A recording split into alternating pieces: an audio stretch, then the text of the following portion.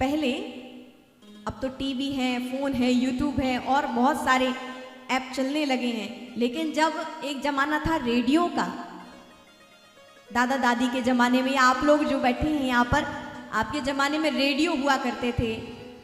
और उस समय रेडियो होना भी जिसके पास है बहुत बड़ी बात है। बहुत उत्साहपूर्वक प्रसन्नता से पूरी गलियों में लोग हाथ में लेकर रेडियो चला करते थे। और उस समय जो 10-20 साल पुराने गाने हो जाएं और फिर वो चले ना, तो रेडियो में जब गाने प्रारंभ होते तो हेडिंग क्या देते? भूले बिसरे गीत, है ना?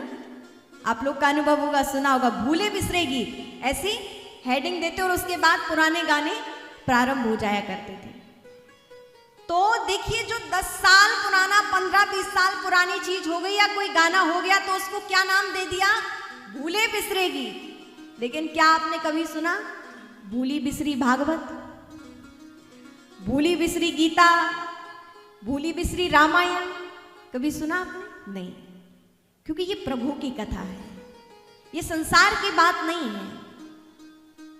आज 10 साल हो जाते, 15 साल हो जाते, वो चीज भूली बिसरी हो जाती है, लेकिन ये प्रभु की कथा है। करोड़ वर्ष हो गए, लाखों वर्ष हो गए भगवान राम को इस धराधाम पर आए हुए, लेकिन आज भी उनकी जब हम कथा सुनते हैं तो कर्तव्यहीन, उत्साहहीन, निराशा की ओर बढ़ रहे मनुष्यों को आज भी भगवान राम की कथा आनंद देती है, एक राह देती है, एक उत्साह देती है, एक वो संबल देती है, एक पथ को सार्थक बनाने के लिए बहुत बड़ा साहस श्री राम कथा देती है कि व्यक्ति अपने जीवन को दिव्य बनाते हुए सार्थक कर लेता है।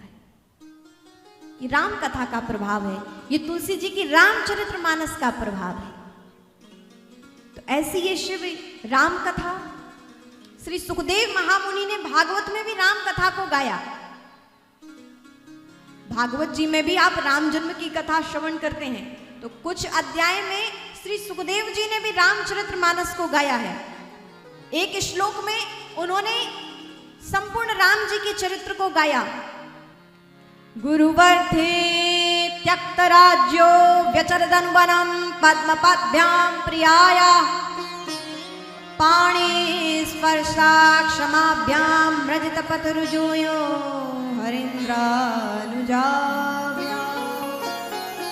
वैरूप्या शूर्पणख्या प्रिय विरहरुषा रोपिता भ्रूवृजिम्भ प्रस्ताब्धिर्वद्ध सेतु खरदवदहन कौशलेन्द्रो वता कौशलेन्द्रो वता। श्री सुखदेव महामुनि ने भी एक श्लोक में संपूर्ण रामचरितमानस को गाया। कुछ अध्यायों में विस्तार भी हुआ। उसी प्रकार भविष्य पुराण में भी राम जी की कथा को गाया गया। महाभारत में भगवान राम जी का स्मरण किया गया। वाल्मीकि रामायण तो सर्वोपरि है ही रामचरितमानस, राम जी के चरित्रों के गायन के लिए। शिव पुराण में भी राम जी की कथा गाई गई। तो बहुत से हमारे पुराणों में, ग्रंथों में भगवान राम जी का गायन किया गया है। तो ऐसी दिव्य प्रभु की कथा है कि बड़े बड़े महापुरुषों ने पुराणों में जब गायन किया है, वेद व्यास जी ने गायन किया है, वाल्मीकि ऋषि ने गाया, और अभी श्री तुलसीदास जी महाराज ने हम भक्तों के कल्याण के लिए, जो संस्कृत भाषा समझने के लिए हम प्राणी उतने सामर्थ्यवान नहीं हैं, इसलिए उन्होंने बड़े ही सुंदर ग्राम्य भाषा में, सरल भाषा में मानव मात्र के लिए सुलभ की है वही राम के चरित्र को श्री रामचरितमानस के रूप में।